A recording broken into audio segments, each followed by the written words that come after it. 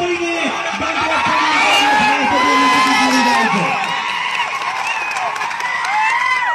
આ મંચ પરથી એવા નેતાઓને કહેવા માંગુ છું કે આજે મારો યુવાન જાગૃત થયો છે, બંધારણ જાણતો થયો છે અને ચૈતરભાઈ વસાવા જેવા વિકલાંગની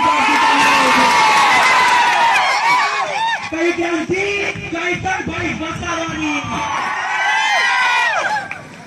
સાથીઓ આદિવાસી સમાજનો દીકરો આપણો ભાઈ ચૈતરભાઈ વસાવા આજે આદિવાસી સમાજના હક અધિકાર માટે લડે છે કે નથી લડતો?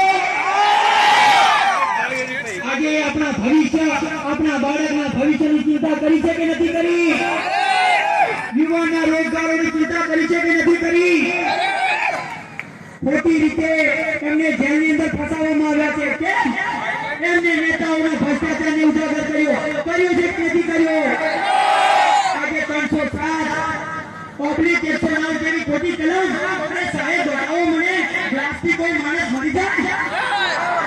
કોઈ મરી જાય? નાના બાળકને પૂછો કે બેટા ગ્લાસ મારવાથી બાળક કોઈ પણ માણસ મરી જાય? ત્યારે કહે છે નહીં. તો આજે આ લોકોને ખબર નથી પડતી કે આજે આપણો ભાઈ, આપણો યુવાન ખોટી રીતે ષડયંત્ર રૂપે જેલમાં છે.